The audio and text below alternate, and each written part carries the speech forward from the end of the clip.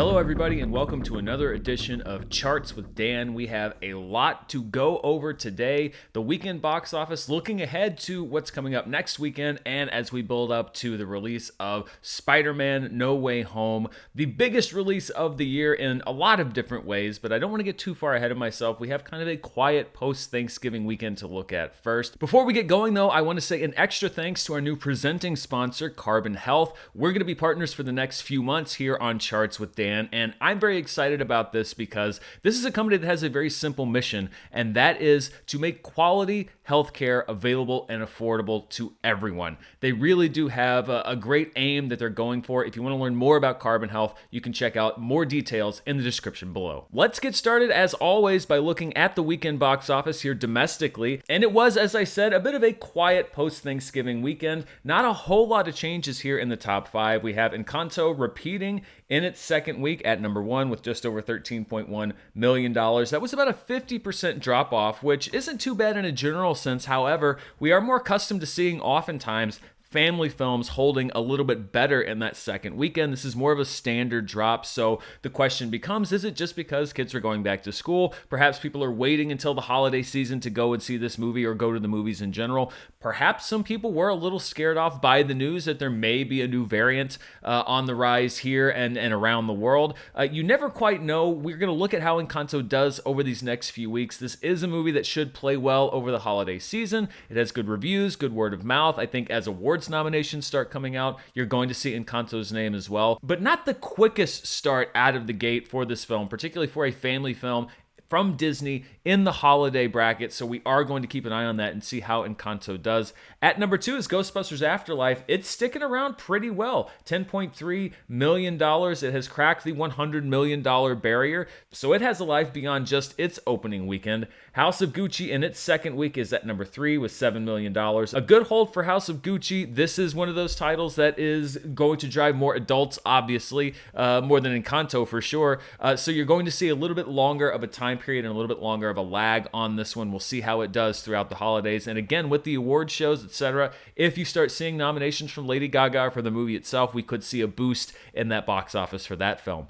At number four is one that may not be familiar with everybody. It's a movie called Christmas with the Chosen, The Messengers. This is the largest event, the largest launch in the history of Fathom Events, which specializes in specialty box office events. Usually they are 1 or 2 nights. This was something that was launched back last week before the weekend box office window began, and they have actually extended this run all throughout this week. And one of the reasons that you don't usually see Fathom Events on the weekend box office charts is because they often do their events during the week so that they don't have to compete with the big movies during the weekend. This was a launch for this film with Fathom, so a bit of a different model than they're used to, and it's tapping into a television streaming series called The Chosen, which is purportedly the most successful crowd-funded piece of entertainment of all time. Between the 2 seasons of the show so far, they've raised over $15 million in crowd funds. Those people are then given a share, a kind of an equity stake in the series itself,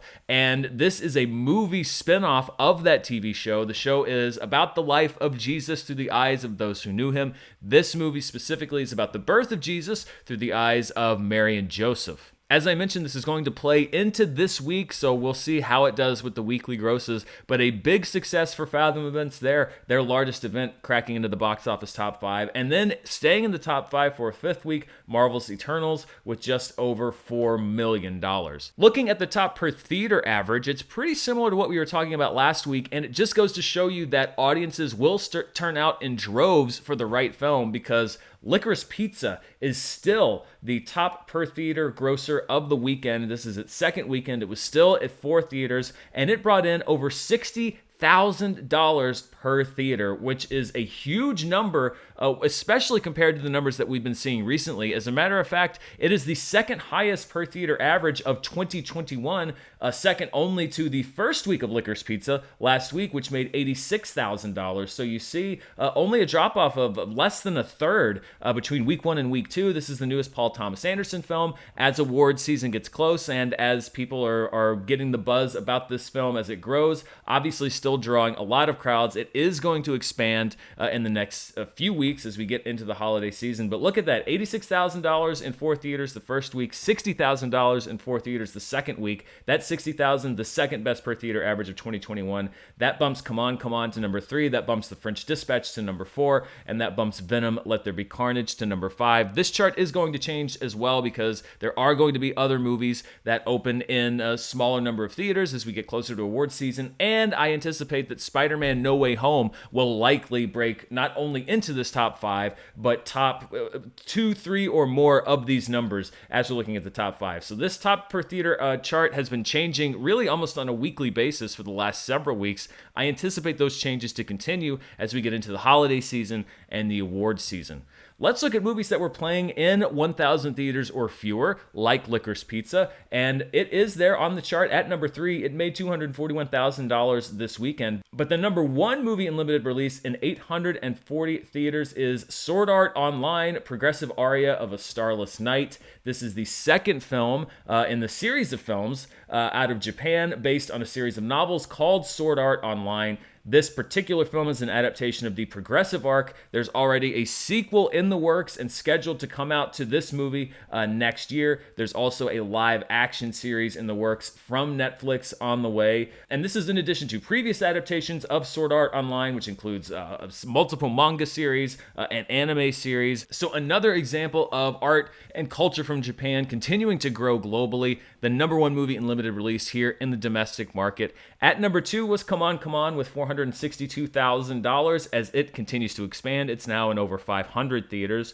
Licorice Pizza at number 3. True to the Game is in number 4. This is the third film in a trilogy produced through the Imani Media Group. 700 theaters, just over $200,000. And in 5th place is Benedetta in 201 theaters. This is the latest film from Paul Verhoeven, the director of RoboCop and the original Total Recall, Showgirls, lots of different kinds of films. This is a movie about 2 nuns who have a secret affair at a convent in 17th century Italy. This movie was actually shot over 3 years ago, but delays in post-production and then the COVID-19 pandemic postponed its release. It debuted at the Cannes Film Festival earlier this year, and it is now making its limited run debut here in the domestic market. Looking around the world, these were the top 5 films internationally, so in all of the markets except the United States and Canada. At number 1 is Schemes and Antiques, which is a film out of China, just over $25 million. It is about the intrigue surrounding a family artifact. Encanto is number 2 with $20.7 million, followed by House of Gucci with $14.7 million. The Chinese film Be Somebody at number 4 with $13.3 million, and Ghostbusters Afterlife in 5th place with just over $13 million as it continues to roll out, entering its last big markets worldwide.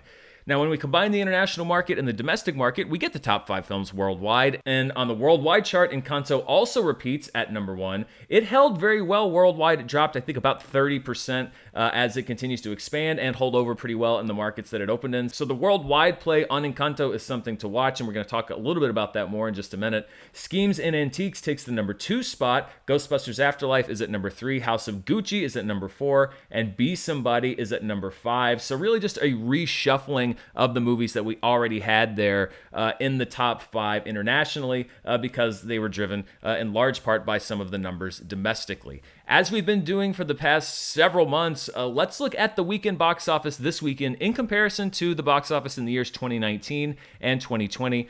A continuation of what we've been seeing, which is that the overall pattern has fit what happened in 2019. It's just that we are not able to hit the same highs because we had a big dip overall box office down to about $50 million, which is about $50 million shy of what the comparable weekend was back in 2019. So you see that we do have this pattern of Thanksgiving weekend being a spike and then a big dip the week after Thanksgiving. So the dip that we had this weekend is not really that unusual. It's just that we are not able to get people into theaters at the same volume that we were back in 2019. We should see that tick up. We'll see how West Side Story does this weekend. And then, of course, Spider-Man No Way Home, the box office looking hopefully to close out with a big week, last 2 weeks of the year. It'll be very interesting to see what that graph looks like when we put Spider-Man No Way Home on there. But another big drop this week, and yet another week where we can say that the box office has not been able to recover even close to what we were looking at a comparable weekend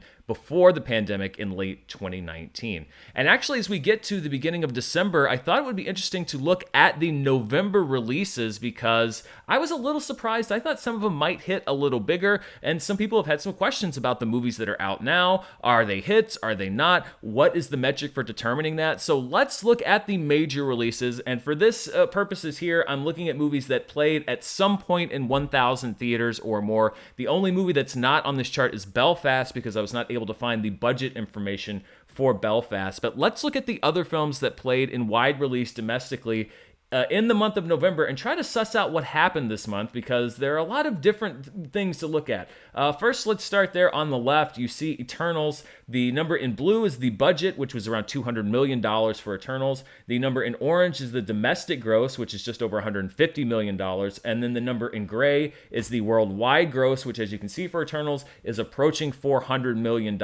And when you look at worldwide gross versus overall budget, Eternals has the best ratio because it is nearly double its initial budget worldwide. Of course, it is also by far the highest budget on this chart, and so doubling the budget does a little bit less because it's also a big release. You have marketing costs, etc. But when you look at the worldwide gross, that's really where you're seeing the saving grace for Eternals because, as you can see, domestically, it has not been able to even recoup just the basic budget numbers through domestic release. So worldwide markets really what are driving Eternals, and I think ultimately if it does turn a profit in the theatrical window, which granted, given the fact that the pandemic is still ongoing, is not a slam dunk for any movie, but if it is able to turn that profit, it's going to be thanks to the international audiences. Next to Eternals, we have a much smaller film, Spencer. That movie had a budget, I believe, around $18 million, and it has not currently surpassed that number. It's made about $6.7 million domestically, about $13 million worldwide. The thing to look at for Spencer is that it opens in much of Europe in 2022. It's also in line probably for an Oscar bump. Kristen Stewart, very, very, very heavily favored to get at least an Academy Award nomination for her portrayal of Princess Diana in this film. So if that happens, I think you're going to see a re-expansion of that film and probably a higher gross. Clifford the Big Red Dog is an interesting case. You see here it had a budget around $64 million. It's made domestically about $45.7 million and worldwide about $51 million. So it's approaching that point where at least its worldwide gross is going to surpass its budget. It must also be noted, however, that it is available on streaming domestically, so there was probably some impact to the box office there, although not a bad gross at $45 million. And then worldwide, it also has dates outstanding in the UK, South Korea, Australia, and more throughout December. So a lot to be written still worldwide for Clifford the Big Red Dog. Ghostbusters Afterlife is the next one, and actually, if you look at this list, it is the only major release, other than, as I mentioned, Belfast, which is not on this chart, that has had its budget surpassed by its domestic box office gross. Ghostbusters Afterlife, for a movie its size, had a relatively, I don't want to say small, but a relatively reasonable budget of about $75 million. Its domestic gross is over $100 million. Worldwide, it's at $145 million, although its biggest remaining market is Australia in January, so it's gone through most of its major worldwide markets. But we see here, unlike Eternals, which is driven largely by the international market, Ghostbusters Afterlife being driven largely by the domestic market.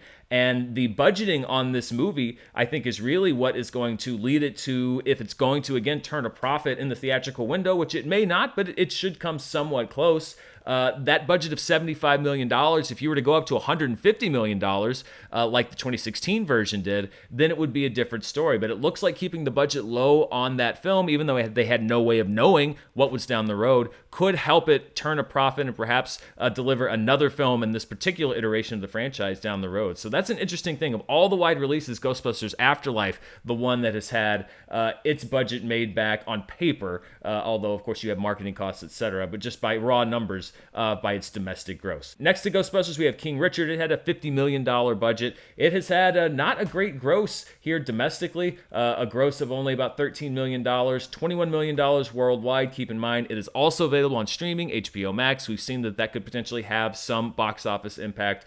It also opens in Australia and several European countries in 2022, so there's some worldwide market still to be written there. And it's another movie that is in line potentially for an Oscar bump due to perhaps the movie itself, more likely or perhaps most likely due to Will Smith's performance, which is getting a lot of buzz for Best Actor.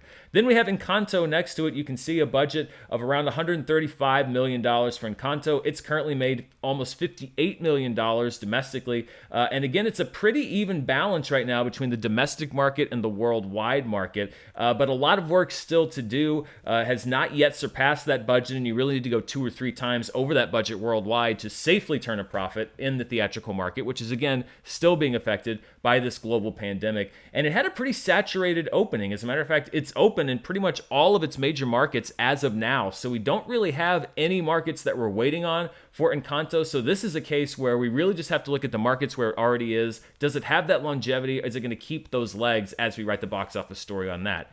House of Gucci is next, a $75 million budget, a $33.6 million domestic gross, $67 million worldwide gross. It opens in Italy next week. I would imagine it's going to meet some interest and perhaps a little bit of derision, especially for Jared Leto, when it opens there. It also has Australia and Japan in early 2022, and again, that's a movie that could potentially be in line for a possible Oscar bump for the performances in the film, so we could see a re-expansion of that later. And then we have Resident Evil: Welcome to Raccoon City, $25 million budget. It's made about $25 million worldwide. Its largest remaining market is Australia. I don't think anyone really expected that to be a huge moneymaker, but it's also why you keep the budget low on a movie like that $25 million. Once you get through all of the residuals and all of the ancillary markets, etc., I think you could see a profit on that Resident Evil film because you just don't have as much of a mountain to climb. So overall, looking at the November box office, I think that what it showed us was a couple of things. We had a couple movies that show that, there are big movies that people are willing to go see. Domestically, I think that's Ghostbusters Afterlife. Worldwide, I think that's Eternals. But we didn't really have one of those breakout hits that says that you can rely on the box office again to consistently deliver the kind of grosses for these big films. I think we still see some reticence, perhaps some change in consumer behavior that's either they're slow to break out of or that perhaps has become permanent because there wasn't a breakaway film that everyone could point to and say, see, that shows you that we can get back to some form of normality. I think that Spider-Man No Way Home is going to be one of those hits, but if I were an executive looking at the performances in November, I would say, okay, well, there's some encouraging news here, but the overall takeaway being we're not out of this thing yet, and we need to do some real research into audience behavior and where we need to put our money, where do we need to put our releases, what do we have to look at for streaming, etc. We are looking at a changed landscape, and if things remain positive with the virus, if we're able to keep it at bay, as we have been doing to varying degrees of success for the last few months, I think that's going to be the next big thing, and it's going to take a year or two for the market to adjust. But looking at November, which I think would have to be maybe the most quote-unquote normal month at the box office that we've had, those are the takeaways.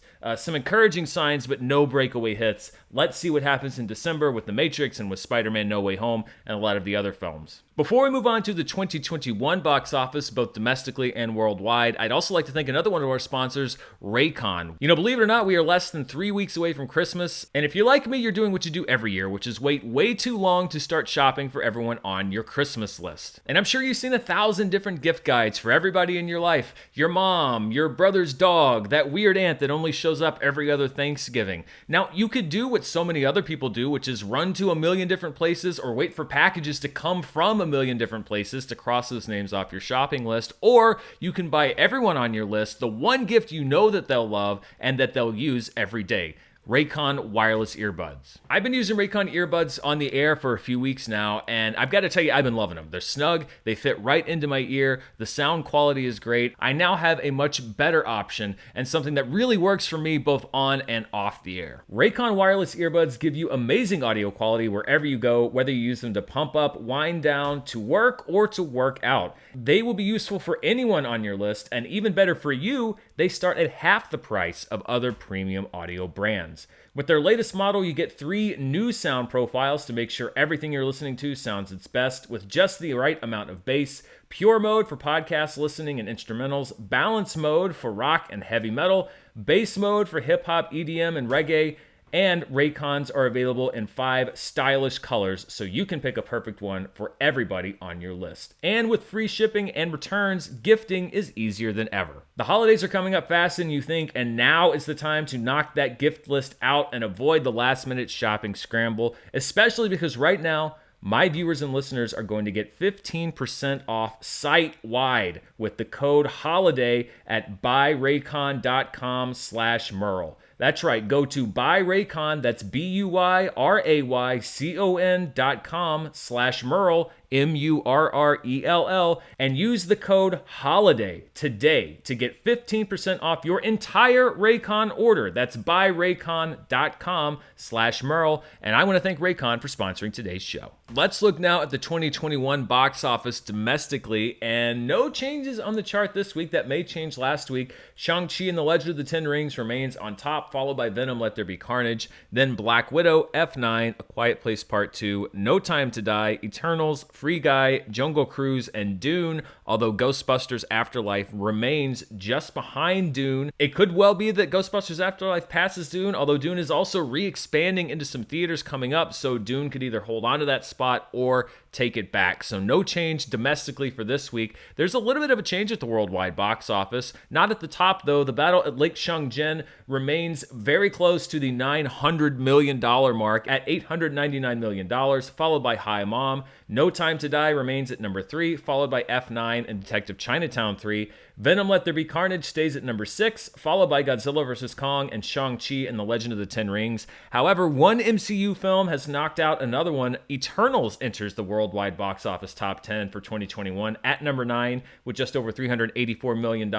That knocks Black Widow off the charts. Dune stays at number 10 with $382 million globally. Before we look at the streaming charts, as always, I'm going to take a look back at a weekend in box office history, and we are going back to the weekend of December 7th through the 9th, 1984, which saw the debut of Beverly Hills Cop. This movie helped launch Eddie Murphy's movie career along with 48 Hours, and it was phenomenally successful, the top movie of 1984, and it just goes to show you that it wasn't all about the first weekend. First weekend in December, $15.2 million. It would stick around for weeks and weeks, racking up grosses. 2 other movies opening up that same week. 2010, The Year We Make Contact, which was the sequel to 2001: A Space Odyssey, was at number 2 with $7.3 million. And the Burt Reynolds Clint Eastwood vehicle City Heat was in 3rd place with $6.3 million. In 4th place, in its 7th week, The Terminator was still terminating box office competitors with $1.4 million.